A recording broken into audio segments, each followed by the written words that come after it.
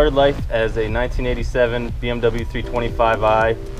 My plan from the beginning was to swap in an S50 engine. About 2 or 3 years after I bought it, I finally found a nice low mileage, late 95 S50 that had the updated lifters like I knew that I wanted to have.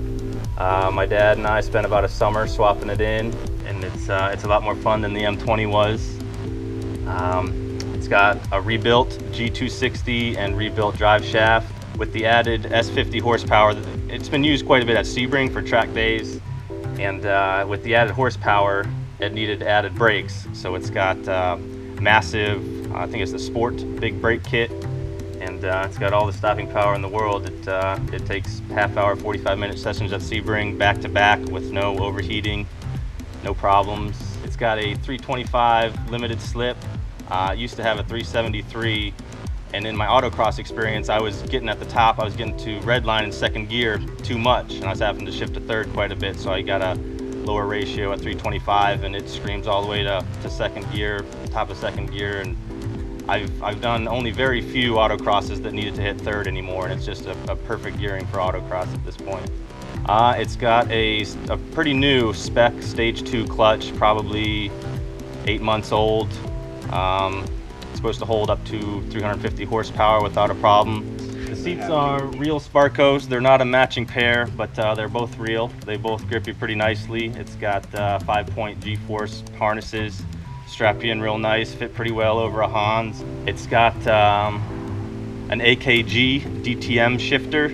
With the motor swap, it tilts the drivetrain slightly, and you have to use a modified shifter carrier that is, once it's modified, it's either heated and twisted or cut and welded, and it's not as strong as the stock piece. So the AKG piece eliminates the shifter carrier completely, and it's a real nice click. It's a real short throw, and it's nice and high. It's up with the steering wheel, so when you're driving, you're not reaching down too far.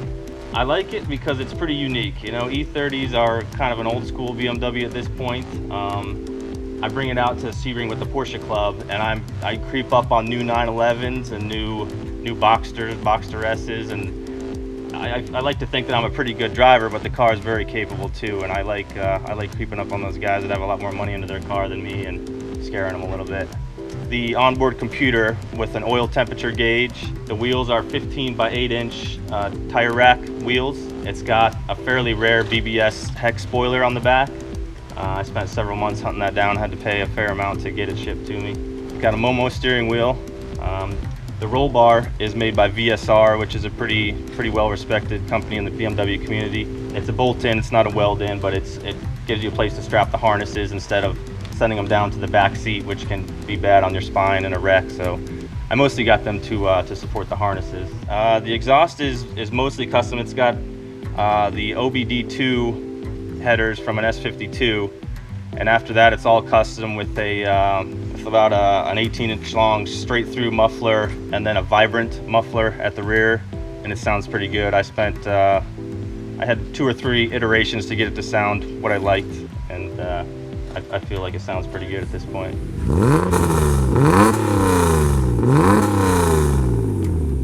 It's got the newer I and IS valence on there, so I put the newer IS lip to go with it.